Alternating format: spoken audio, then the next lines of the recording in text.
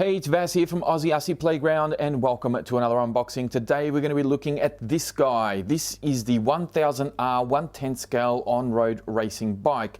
It is a basher brand, which means that it came to me from Hobbyking, and as you can tell by the little tick over here, it is the almost ready to run version, which means you need to install your own radio and of course provide your own batteries. Now for batteries, I'm going to be using this one, which is the 800 milliamp Gp pack. This should be a pretty perfect fit for this particular bike. It's only 2S. This only runs on 2S, but from the video footage that I've seen so far, it actually looks pretty zippy and looks like a lot of fun. So this will be an interesting one for me.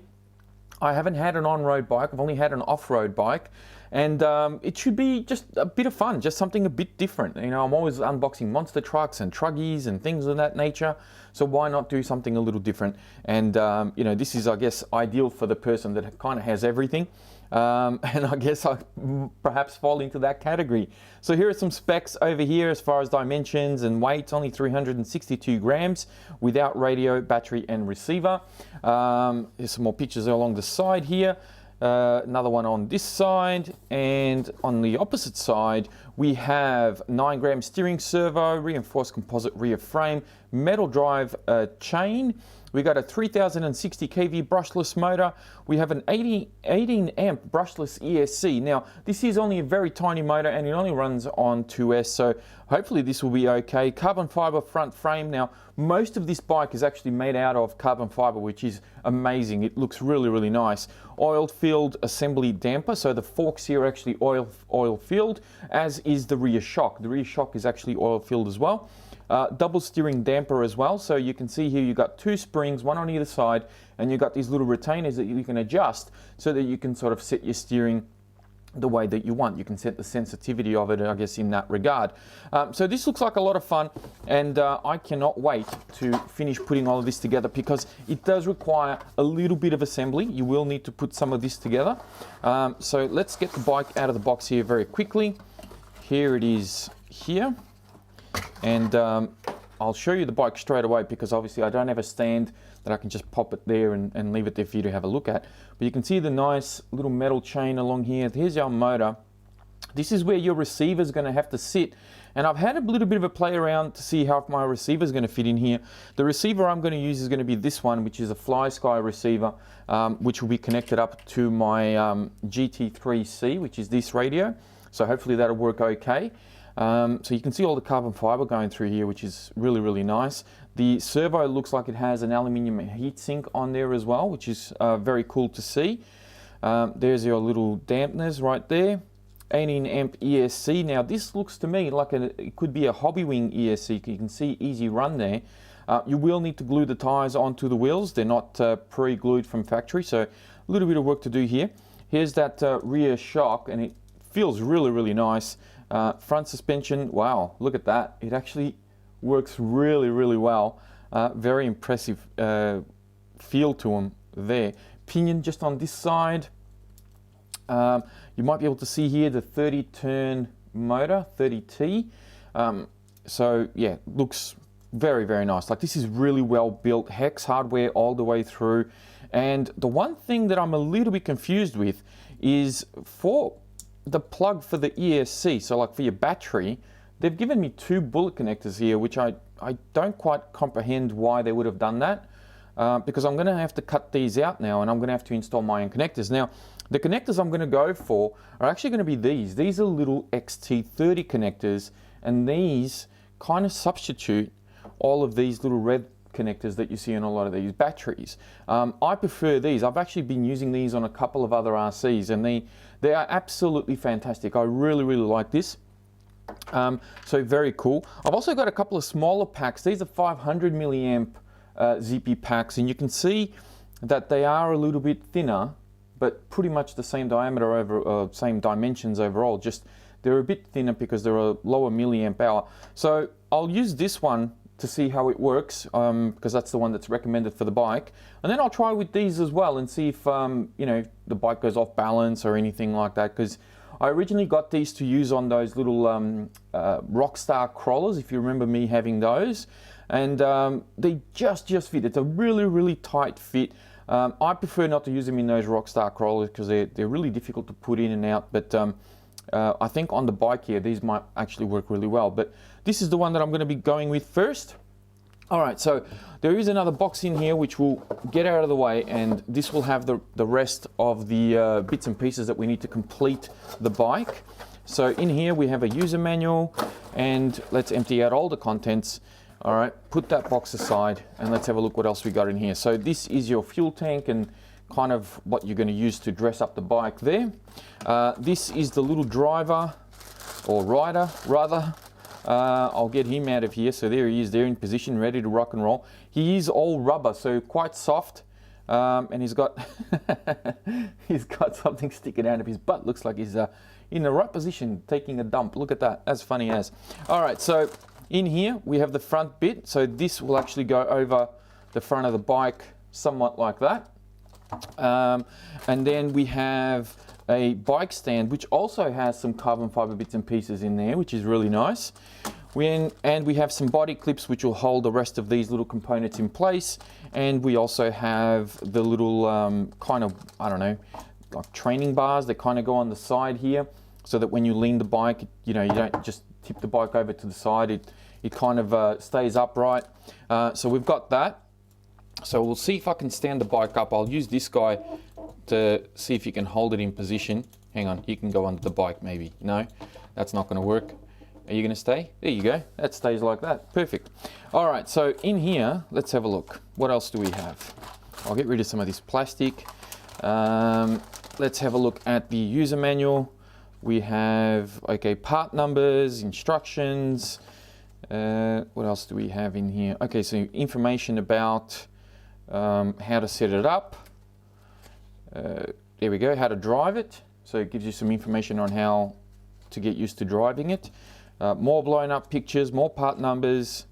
Yeehaw. All right, cool. This has got all the information that I think we're going to need. It's even got a little troubleshooting section on the back. We have some additional stickers, so this will dress up and kind of put the headlights on and do all that sort of thing for the bike. Very nice. Information about the ESC, so this is the user manual for the ESC, and this is very much a like Hobbywing ESC, I think, because I've had other ESCs from Hobbywing and they all have instructions very, very identical to this. As you can see, it even has a program card that you can use with it, so very cool. What else we have? We have an Allen key, so they give you one to use on the bike, couple of zip ties to tidy up your cables, and there's some elastic bands. Now, I was kind of confused of what these were for, but I think that the way this is supposed to work is these actually go over here, and then your battery kind of sticks under there. Now, the battery does fit under here just fine, because that's where the battery goes, but I'm not too happy with it kind of dancing around and just being secured with this. I may actually put a little bit of Velcro and just keep it in place there. Hopefully that'll work okay. So when I swap out my connectors, I'm going to cut these quite short so that it just basically plugs in there. I have minimal wires to kind of tuck away. This one here, you know, it's already long as it is, so I'll have to kind of coil it up and keep it out of the way somehow. That's essentially how that's going to work. And hopefully my receiver will fit in here just fine. I will need to move these motor wires right out of the way, and the receiver should slot in here just like that. So that's how that receiver should sit in there. As for the antenna wire, I'm thinking I might run it through the middle here and maybe bring it out towards the back. Now initially I was thinking I'll just stick it out of the tailpipe here and have it kind of sticking out, but that's not really a good idea, because if you pop a wheelie and this scrapes on the ground, well, obviously this is going to get damaged. So I have to keep it inside. I'm going to have to use some zip tie, use some sticky tape to kind of hold everything in place, make sure that this guy doesn't get damaged. But essentially that's what I'm planning to do. If anything changes, I'll let you guys know. But for now, what I'm going to do is I'm going to put it all together, and then we'll come back and I'll show you the whole thing fully assembled, and we'll go from there. Well, there you go, all done. That's the finished product right there, all stick it up and everything. So you can put the stickers wherever you want really, because there's really no instructions on where the stickers should go. On the front of the box, they don't actually have the headlights on the bike. I decided to put them on here. Don't know if that's exactly how they're supposed to be. Maybe they were supposed to meet in the middle. I'm not entirely sure, but it is what it is. And I kind of put some extra stickers on the back of it here, and it looks okay. It looks a little bit more racy, I guess. So I really like this. It looks absolutely amazing. Like for such a small scale, the amount of detail that they've put in here with the extra brakes, you know, the steel chain and the little sprocket on the back. I mean, it all looks so authentic and so good. I'm really impressed with the look of it. One thing I'm not a fan of is the front brakes. They kind of just, you can see that? They're just sort of loose on the front. I mean, it's not going to hurt the bike or do anything, but it would be nice if they were fixed. I don't know why they're wobbling around like that. Now, couple of tricky things about finishing off the bike that you should know about. First and foremost, putting on this bit of Lexan here hits these posts. So I actually had to cut around it on both sides. So you will need to sort of trim around it a little bit just so that you can fit the plastic on. So that's a little bit strange why they wouldn't have made that allowance there for the Lexan to go around this post, this metal bar here, which is of course designed for when you're making your turns and the bike kind of leans like that. I do advise you as well to tighten up these little grub screws that are holding these retainers in place, because they weren't 100% tight. So there's two on each one. So make sure you tighten that up. Otherwise, chances are these are probably going to wind off over time. The bike feels really, really good. Like the suspension on it feels so nice. It feels plush and it feels just really, really well finished. And I'm not just saying that. I'm really impressed with it. How is it going to handle? Is it going to be good or bad? I have no idea. This is something that, you know, is obviously relatively new to me, but I'm very much looking forward to seeing what this thing can do. Now, we're going to take this bit of Lexan off here, and I'm assuming you're going to have to take this off every time you want to swap batteries. It would have been good if they made this top section permanent and just have a little section here that you remove just the bottom of it, because having to take the whole thing off, I can see it's going to get a little bit annoying. So there we go, the whole thing sort of pops off, and then you have access to your battery. So this is where my receiver ended up. I've just used some double-sided tape to put it in here, and then my antenna wire kind of runs through, and I taped it down inside the back here without it having to stick out through the back. Now, this looks like a little bit of an exhaust, but according to the instructions, you can buy an LED and put an LED here, which I don't think I'm going to do. Yeah, well, you know, obviously the exhaust is down the side here, not this bit here. So yeah, you can put an LED light there. This little guy goes in with, well, the actual plastic goes in with a clip just here to hold it in place. And then he's also got a body clip underneath his bum here inside. And there's also a bit of foam that you put on the seat, which I'm assuming that's what it's for, because it didn't tell me. But that's a bit of foam there, obviously to stop him from rattling around and bouncing around when he's riding around on the bike.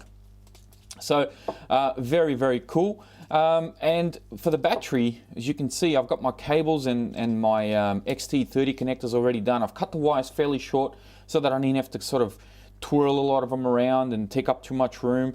And then the elastic is really here just to kind of secure the balance lead. That's really why I've got it here, because this now has Velcro, as you can see, and it sticks in there really nice and makes life very, very easy to kind of keep the whole thing in place. So I'll see if I can put the elastic back on here. I find that if you hook it into the rear section first and then loop it into the front, you have a little bit more room to kind of loop it up at the front, rather than trying to get your fingers in the back here. So then it's just a matter of squeezing the balance lead underneath. So I'll go and put the balance lead here like so. If it'll hold like that, it'll be great. And then we can put this back on. So that goes in wheel first, and we can squeeze that back in like so. Now the Lexan kind of needs to squeeze underneath the handlebars, so you put a little bit of pressure there, and you can see it just clips on that side. And then same thing here, you kind of push in underneath the handlebar just there. If I can get it, it will be great. There we go. And come on, just this last one. There we go. That's it. And then you can use the other body pins to kind of hold this in place. The body pins are, you know, this just goes little body clips, I guess, to hold everything in place. And that's basically it. That's how you change batteries, and that's how the whole thing works. The stand looks fantastic too with the carbon fiber. Really, really cool looking stand. I really like that. A little bit unnecessary, but it's cool. I like it. All right, and excuse me, and I've got the whole thing connected up to my radio, so I've written bike there. So we turn it on. There it is there, and there's our steering. So I don't know if I need to reverse my steering or not. We'll soon find out. And that's full throttle. There we go. That's all it is. And I am actually really keen to take this thing out for a drive. I may actually take it for a drive over the next couple of days and upload a running video so you guys can see how fast it is and how it all goes. But that's pretty much it for this video for the Basher 1000R 1/10 scale on-road bike. If you enjoyed the video, please be sure to give it a thumbs up. Don't forget to subscribe if you're new, and as always, check out the video description for more information on the bike, as well as a link to my Facebook page. I thank you all very much for watching, and I'll speak to you next time.